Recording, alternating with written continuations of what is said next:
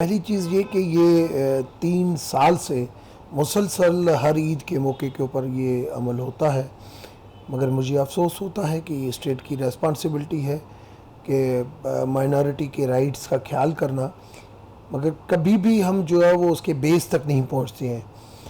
आज मुझे इंतज़ाम ने कहा कि जिस दुकान के ऊपर शूज़ थे उसको हमने अरेस्ट कर लिया। मैंने कहा नहीं, आपने जिसको अरेस्ट किया है उससे हम पूछेंगे भाई उसने कहाँ से ख़रीदा है, और जिसने जो डिस्ट्रीब्यूटर जिसने बेचा है उसने किस इंडस्ट्री से ख़रीदा है, उसके ऊपर बैन लगना चाहिए और उसके ऊपर ब्लास्फेमी लॉ के तहत केस दाखिल होना चाहिए।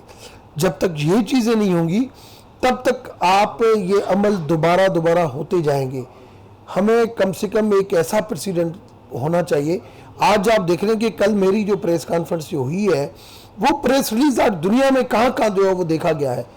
हम क्या इमेज दे रहे हैं पाकिस्तान के अंदर के माइनॉरिटीज़ के साथ क्या हो रहा है कि एक ओम लफ्ज़ की माना क्या है हमारे पास, हमारे धर्म में एक लफ्ज़ की जो इस ओम से ही जो है हर चीज़ का शुरुआत होता है। ओम श्री गणेशाय नमः। हर चीज़ के अंदर इवन जब गीता पढ़ी जाए, आप दिवाली हो, हर चीज़ ओम से शुरू होती है। और आप उस ओम को जूते के ऊपर लिख के और अपनी सेल जो है वो इस तरीके से बढ़ाएं, और फिर भी हम कहें कि हम अभी तक जो है वो इसके ऊपर तो स्टेटमेंट ही आनी चाहिए। मैं तो चाहता हूं जैसे मरियम नवाज साहबा ने स्टेटमेंट दिए, ऐसे बिलावल साहब की इसके ऊपर स्टेटमेंट आनी चाहिए कि ये कैसे हुआ है, ऐसे सिराजुल हक साहब की स्टेटमेंट आनी चाहिए, ऐसे मौलाना फजल रहमान की स्टेटमेंट आनी चाहिए कि हम कहाँ खड़े हैं और क्या हो रहा है ये।